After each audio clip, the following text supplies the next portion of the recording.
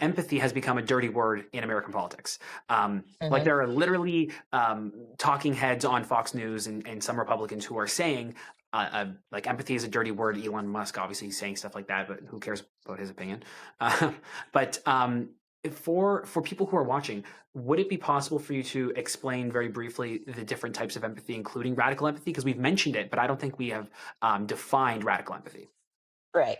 So, the way I define empathy is that it's being able to not only step into somebody else's shoes, right?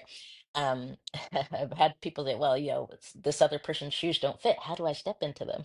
Um, it's more about looking, being able to step outside of yourself. And this is why, if you, so let me just go quickly explain the 6 steps, because I mentioned them briefly. But the first step is willingness to be vulnerable. And that's because if you're willing to be vulnerable and look outside yourself, then you have to be basically grounded in who you are.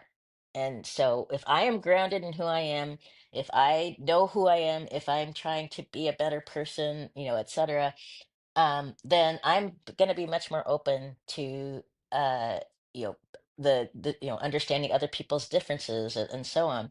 And I talk about it even in the context of getting into a relationship.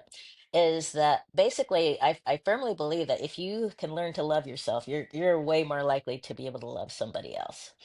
And so it's about learning that self-compassion, self-love, and then being more open to the experiences of others. And instead of saying, oh, this guy, he didn't show up tonight, let me find out why he didn't show up tonight. Maybe something happened. Maybe there's something behind, what's going on here. And so it's that it's the same thing with jumping to conclusions, right? I mean, you have a tendency to kind of jump to what's the first thing that's coming out in your up in your head.